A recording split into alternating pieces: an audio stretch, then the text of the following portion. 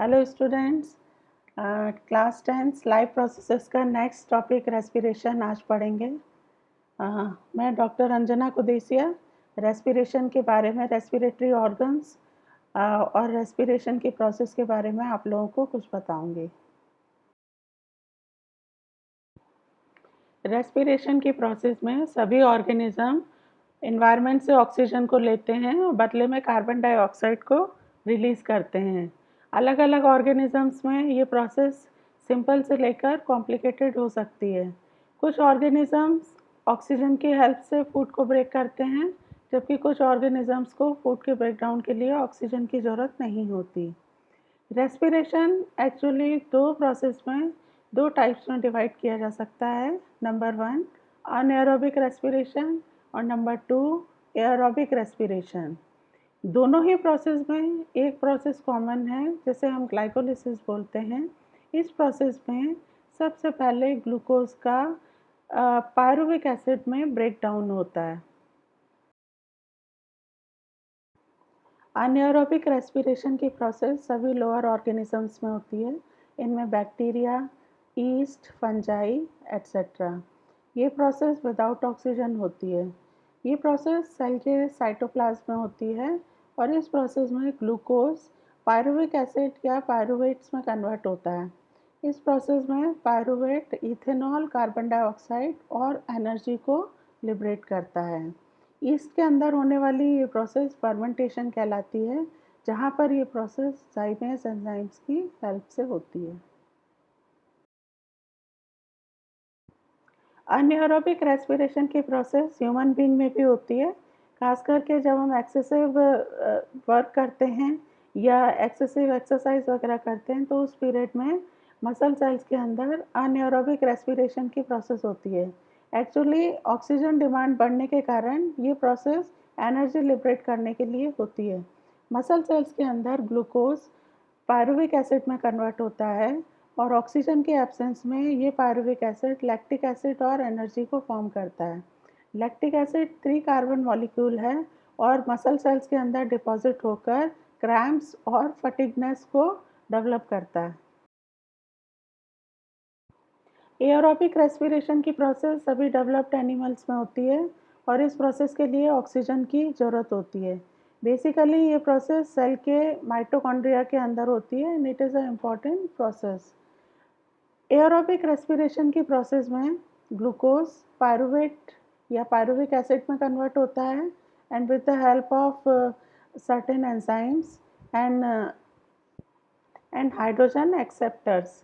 ये process respiration की process में जो एनर्जी लिबरेट होती है वो एटीपी के फॉर्म में माइटोकॉन्ड्रिया में स्टोर हो जाती है। व्हेनेवर जब एनर्जी की ज़रूरत होती है तो यही एटीपी ब्रेक होकर एक फिक्स्ड अमाउंट में एनर्जी को लिबरेट करती है और ये एनर्जी सेल की एंडोथर्मिक रिएक्शंस में यूज़ हो जाती है। स्टूडेंट्स, रेस्पिरेशन इन प्लांट्स में जो रेस्पिरेशन की प्रोसेस होती है, इसको ब्रीफ में हम लोग पहले वाले टॉपिक में देख चुके हैं। प्लांट्स में जो रेस्पिरेशन की प्रोसेस है, हम जानते हैं कि स्टोमेटा के थ्रू होती है। स्टोमेटा स्मॉल पोर्स हैं जो लीव्स के अपर और लोअर सरफेस पर होते हैं। इन स्टोमेटा के थ्रू ऑक्सीजन एंटर करती है सेल्स के अंदर, जहाँ पर ग्लूकोज को ऑक्सीडाइज करके ये कार्बन डाइऑक्साइड को फॉर्म करती है। यही कार्बन डाइऑक्साइड जो स्टोमेटा से बाहर निकलती है, दिन के समय ये एटमॉस्फेयर में रिलीज होने की बजाय वापस फोटोसिंथेसिस में यूज़ हो जाती है और यही कार्बन डाइऑक्साइड फोटोसिंथेसिस में यूज़ होने के कारण इसे कंपनसेशन पॉइंट भी बोलते हैं। जबकि रात में कार्बन डाइऑक्साइड रिलीज होने पर एटमॉस्फेयर में मिक्स हो जाती है और ऑक्सीजन स्टोमेटा के थ्रू साइमल्टेनियसली अंदर आती रहती है। एनिमल्स में रेस्पिरेशन की प्रोसेस स्पेशलाइज्ड ऑर्गन्स के थ्रू होती है, लेकिन जो सिंपल एनिमल्स हैं या एक्वेटिक एनिमल्स हैं, उनमें ये प्रोसेस सिंपल तरीके से होती है।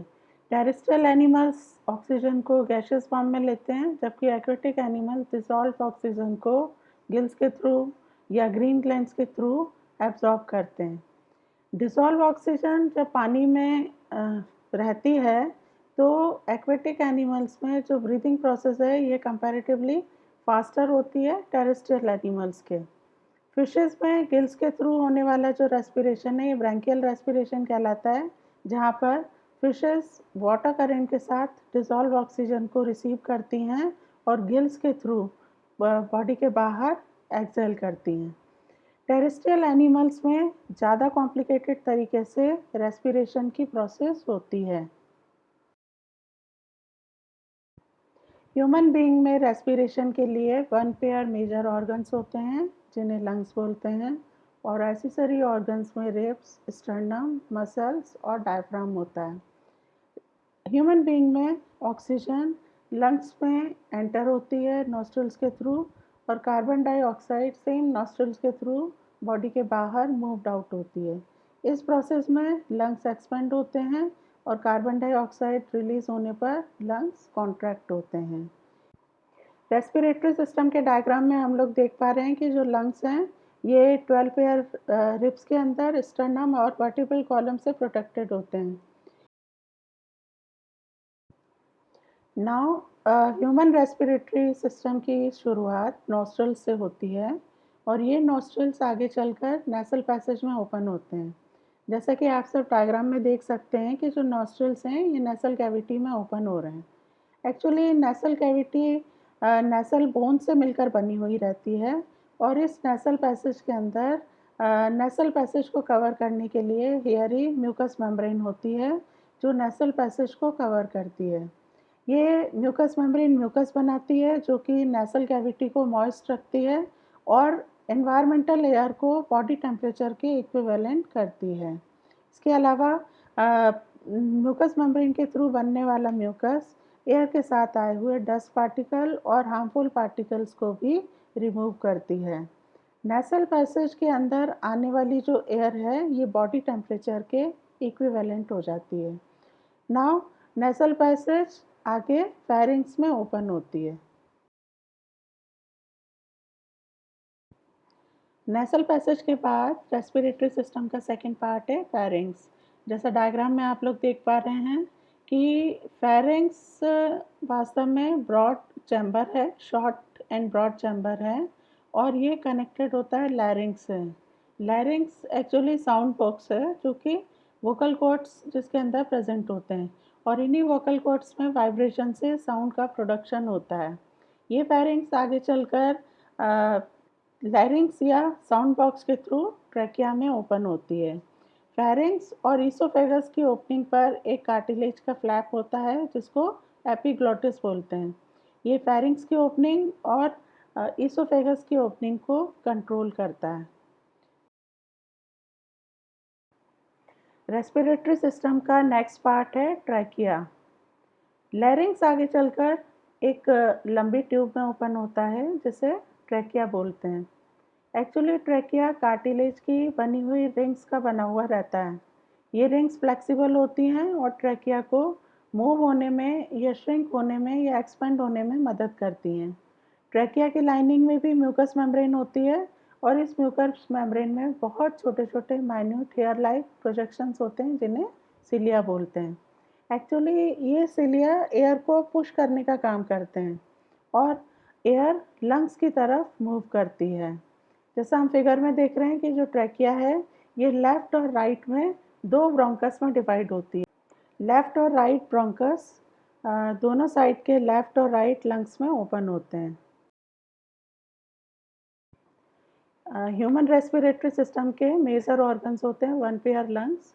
लेफ्ट और राइट लंग्स ब्रैंकियल कैविटी या पल्मोनरी कैविटी में प्रेजेंट होते हैं। ये पल्मोनरी कैविटी थोरेसिक रीजन में होती है। मेजर रेस्पिरेटरी ऑर्गन्स होते हैं और दोनों साइड के जो लंग्स हैं प्लूरल मेम्ब्रेन से कवर होते हैं। ये प्लूरल मेम्ब्रेन पतली मेम्ब्रेन होती है जो दोनों साइड के लंग्स को कवर करती है। दोनों साइड के लंग्स को आप फिगर में यदि हम देखें तो ऊपर का पार्ट एपेक्स कहलाता है और नीचे का ब्रॉड पार्ट बेस कहलाता है। दोनों साइड के जो ब्रोंकस हैं ये आगे चलकर लंग्स में ओपन होते हैं और लंग्स के अंदर एंटर होते ही हर तरफ का ब्रोंकस कई सारी ब्रांचेस में डिवाइड होता है। इन ब्रांचेस को ब्रैंकियोल, रेस्पिरेटरी ब्रोंकियोल और एल्वियोलर सैक बोलते हैं।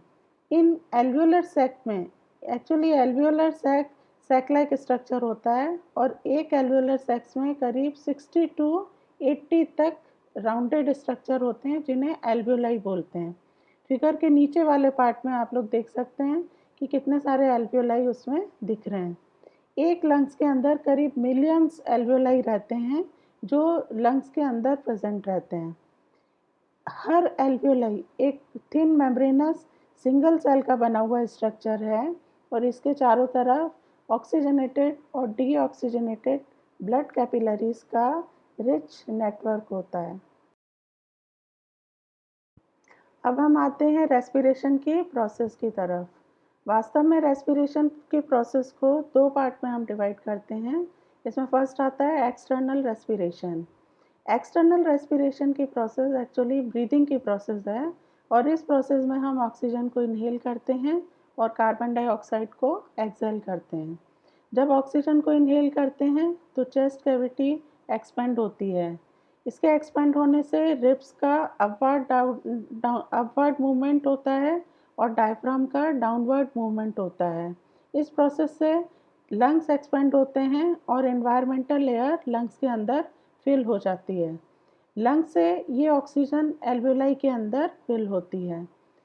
एक्सहेलेशन की प्रोसेस में लंग्स के अंदर या एल्वियोलाई के अंदर भरी हुई कार्बन डाइऑक्साइड बाहर निकलती है। इस प्रोसेस में चेस्ट कॉन्ट्रैक्ट होता है, रिब्स का डाउनवर्ड मूवमेंट होता है और डायफ्राम ऊपर की तरफ मूव होता है। इस पूरी प्रोसेस में एल्वियोलाई के अंदर ऑक्सीजन एंटर होती है और ऑक्सीजन कार्बन डाइऑक्साइड एल्वियोलाई से बाहर निकलती है। जैसा फिगर में आप लोग देख पा रहे हैं, फिगर में यदि हम देखें तो एक सिंगल एल्वियोलाई के चारों तरफ ब्लड कैपिलरी दिखाई दिए हैं। ब्लू कलर जो है ये वीनस ब्लड को शो कर रहा है। वीनस ब्लड यानी ये इम्प्योर ब्लड है और इसमें भरी हुई कार्बन डाइऑक्साइड एल्वियोलाई के अंदर आ रही है। एरो से आप लोग देख सकते हैं। और एल्वियोलाई के अंदर भरी हुई ऑक्सीजन इन ब्लड कैपिलरीज के अंदर जा रही है। ऑक्सीजन जैसे ही ब्लड कैपिलरीज के अंदर जाती है ये ऑक्सीजनेटेड ब्लड में कन्वर्ट हो जाता है और ऑक्सीजन ब्लड के अंदर प्रेजेंट रेड कलर के पिगमेंट हीमोग्लोबिन के साथ बाइंड हो जाती है। एक्चुअली हीमोग्लोबिन ऑक्सीजन के साथ हाई एफिनिटी शो करता है।